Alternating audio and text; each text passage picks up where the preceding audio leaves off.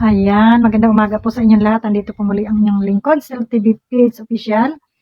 Muling nagbabalik at dito po tayo sa labas ng ating bahay at maganda na po ang sikat ng araw, maliwanag na, maaliwalas na, kaya lamang ay malamig pa rin po, no? Sobrang lamig pa rin kahit maliwanag na. So siguro ay baka next week baka naman mag-change na yung ihip ng hangin, ano? Na maramdaman naman natin yung summer, no? Kasi ilang buwan na, ano, ang tagal ng summer, ng winter talaga dito, no? Kaya nakaka-depress po. So ayan, tuloy na po tayo at sino pang ating re-reaksyonan? Ito nga at si Ate Malo na kung saan ay tinagurian na ito ay ano ng kalingap, Alimango Queen. So, alam nyo minsan tayo ay nagagalit na bansagan tayo ng mga hindi kaaya-aya, kagaya niya, no? Yung pagbabansag kaya Timalo na siya ay isang Alimango Queen.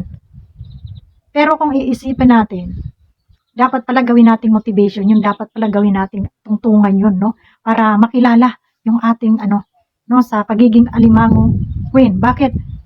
Para ma-promote din ni Ate Malu yung produkto nila. Kasi ang produkto nila dapat, di ba, alimango, sugpo, alimango. So, makakatulong yung kanyang channel, sa mga customer na dito si Alimango Queen ay, yun, may business palang alimango. At hindi bibiro po ang alimango, ha? Hindi po, yung po mga mahihirap na tao ay hindi po nakakakain ng alimango, no? Kasi sa sobrang mahal. No, kung makahuli man sila ng alimango, imbis na kainin nila, nanghihinayang silang kainin, ibinibenta nila para magkapera at para maibili ng ibang bagay, no, ng mga gaya ng mga ibang pangangailangan sa loob ng bahay, no. So kaya po wag nating nilalanglang yung alimango at talaga namang sobrang mahal po nito. At ito nga, no, tama po yung maisipan sana ni Ate Malo na ito ay palitan yung kanyang channel. Ito po yung aking aso. Yung kanyang channel ng Alimango Queen. So ayan. So sana mapalitan ni Ate Malo, no, ng Alimango Queen. At gawin natin itong kumbaga laban lang sa buhay, Huwag nating ikahiya dahil business natin 'yan. Business 'yan ni Ate Malo. Atas maraming tatangkilik diyan, no? Na ito ay si Ate Malo ay namimigay ng alimango, ang kulit mga kayaso. Namimigay ng alimango, 'di ba, sa mga kababayan natin. Ayan. So ayan, wag ka na magtampo Ate Malo na kung ikaw man kung ikaw man ay sa mabansagan na Alimango Queen dahil hindi dapat natin ikahiya, dapat ipagmalaki pa natin, proud tayo dahil sa totoo lang hindi biro ang presyo ng alimango, At yun, habang tayo nagbablog at nakikipagkwentuhan sa inyo ay kasama ko po ang aking Jumpy, ayan. Jumpy na napakalambing, no, ang ating alaga, na yan masaya na rin siya dahil nakakalabas na rin siya at hindi na masyadong pero malamig pa rin po. Malamig pa rin, pero maaraw na, no, maaraw na dito sa labas. So ayun, sana ay maging maayos yung takbo ng channel ni Ate Malu. Laban lang. Alam mo yung mga basher na yan, mga inggit lang yan eh. Oo. Kasi sa totoo lang, hindi nila kaya yung kaya ni Ate Malu. Kaya sila ay naiinggit.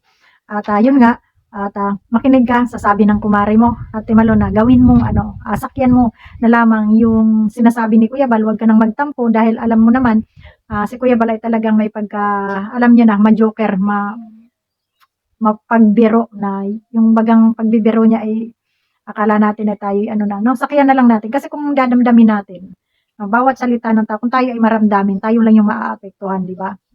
Kagaya niya ni Marie Pineda, ay talaga namang bidang-bida ni Kuya Bal na ito si Marie Pineda ay 5'11", at ito ay super sexy, super ganda at proud siya na may isang Marie Pineda na nasa loob ng kalingap na pwedeng maging model, yung mga ganon. So kaya ako ay na-curious din at ako ay parang sabi ko, ay talagang kung ganito ang height nito ay nakakainggit nga. Maraming maiinggit, no? Yung pala ay sabi nung iba ay kabaliktaran. Pero okay na yun. Kahit kabaliktaran man o ano pa man, ang sabi nga ni Kuya Bal ay mag-comment kayo ng hindi negative at hindi nakakaano sa inyong kapwa. Pero lang kung mag-una-una siyang manira, no? O, yun, siguro, re-respect tayo. Pero pag maayos naman yung content niya, maayos yung pagre-reaction niya, hindi natin na bigyan siya ng negative na reaction, no? Kagaya ng yung kagaya ng iba diyan na paratangan si Ate Malu na budol, paratangan ng kung ano-ano, no? So, yun, at alaitin, no? Gaya ng ginagawa ni Sangkay, na kung tutuusin, ay si Ate Malu ay dihamak namang mas maayos ang buhay dito sa mga nanglalait, sa mga nanglalait. Kaya kayo mga mapanglait, ayan, at lalo ka na Kuya Bobby, hindi ko nagustuhan yung reaction mo, ha? O yun, si Ate Malu, babae yan. Huwag niyong kinukutya, babae yan. Kayo mga lalaki kayo, pumapatol kayo sa babae. Mag-focus lang kayo dyan sa inyong mga reaction dyan. Huwag niyong patulan yung tao na alam niyo nagkamali na nga. Kumbaga, sa Bisaya pa, inyo pang gibi-ay, no? So, hindi maganda yung mga reactor pa naman kayo or naandyan kayo sa kalinga tapos ganyan yung mga asal niyo, no? So, yan. Magpis-pis na kayo. So ayun, at ayun, gawin mo na lang, Ate Malo, gawin mo na lang kumbaga tungtungan yung mga panglalait nila sa'yo na ikaw ay umangat pa, umangat yung channel mo, makilala ka, makilala yung mga produkto mo, yung produkto ng yung business ng kapatid mo, at business nyo na rin yan kasi kung magtagumpay sila, kasama ka sa tagumpay nila, di ba? So yun, instead na Malu de Los Santos ang iyong channel, gawin mong Alimango Queen. At least napopromote mo yung produkto ng kapatid mo o yung inyong business. So, yan.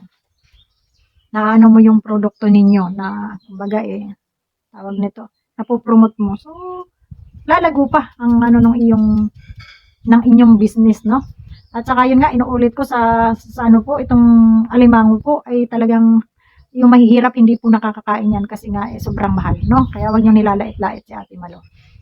So, at alam niyo sa mga hindi na si Ate Malo kung magsalita lamang ay para bagang mayabang ang dating sa inyo, di ba? Mayabang ang dating yung kanyang aksyon-aksyon, parang nayayabangan kayo, di ba? Alam niyo, kaya kayo nayayabangan kasi ganun din yung mga ugali niyo doon sa iba diyan, ha. Kaya kayo nayayabangan kasi mayabang din kayo, di ba? Sumigaw na yung sirena. Ayan, tuwing Saturday ay yan, nag-iingay ang sirena dito sa amin. Mga fire brigades, ayun, mga fire brigades. Nasa inyo sila.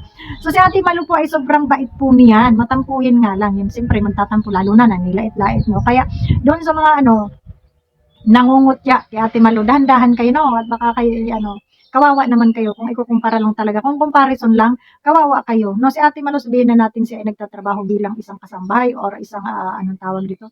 Isang OFW, no? At siya ay caregiver, no? Caregiver sa Italy. So lahat tayo ay narito sa abroad, nagtatrabaho. Huwag tayo masyadong pasikat. Kahit pa opisina yung pinapasukan mo, kung ang sweldo mo naman ay kakarampot, ay mas maigi pa yung mag-OFW ka dyan at part-time ang trabaho mo na mas doble ang kita kaysa dyan sa opisina mo, no? So, huwag tayo magyabang, no? So, yan nga. At gaya nga ng kaya siya ay hindi nakakapag-reaction dito kay Kalinga Prab dahil siya ay medyo dumidistansya dito sa isang ninang. O ikaw naman, Marilyn, pag-vlog mo naman, di pahay niya si Kalinga Prab, na gusto mo ikaw na lang, kaya si Ate Malo lumalayo. So kayo, mag-peaceful kayo kasi magkukumare kayo, no. Mahirap naman yung hindi kayo nagkakaintindihan tapos nag-iinggitan kayo, nagbabanatan kayo, pasaringan, no. Hindi maganda 'yan, no. Na kayo pa naman ay mga ninang, no. So 'yun. At kaya si Ate Malo na lang ang umiwas. Ngayon siya dito kay Larwell, no. Kahit naman sana nagsusuportahan si Ate Malo. Pero mayroon pa ring nag-ipal-ipal din diyan ka sa ni Larwell na 'yan. No, sinisiraan pa rin siya. Ito yata si Japina, sobrang manira dito kay Ate Malo, no? Japina, tigilan mo na si Ate Malo kasi wala para kang sirang plaka na paulit-ulit. Paulit-ulit ka lang, no? Maiba-iba naman, marami kang pwede itapik diyan kung gusto mo, hindi yung puro kakayabangan. Itong isang Michelle Japina bilang isang ganito na daming kuda, nakakairita kaya yun, yung maraming ngaw-ngaw, no, na walang laman, parang latang sinipa na nagtatambling. No, so iwasan nyo na. Or content lang. Sabay, kung content lang yan, yun nga. Pero para kung ako sa inyo, at para ako walang maraming makaaway, mananahimik ako, walang sasagot sa inyo pag magsarili kayong content.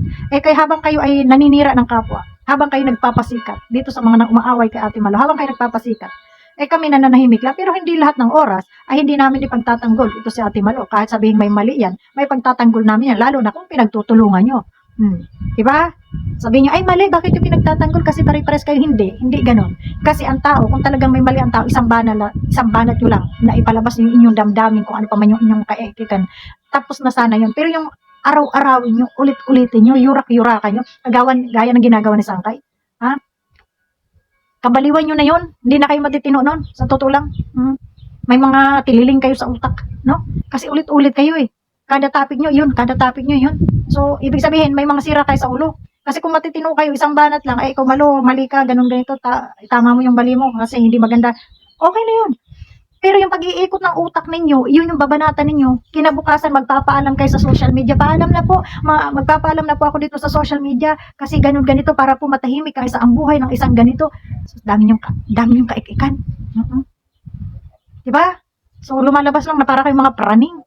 So yun lamang, maraming salamat sa inyo at suportahan po natin si Ate Malu de Los Santos. Napakabait pong tao niya, napakabait na ninang, walang kaya lamang trigger din minsan, nagagalit din. Kahit ang tao ay sobrang bait, mayroon din pong galit. So yun lamang, maraming salamat and God bless.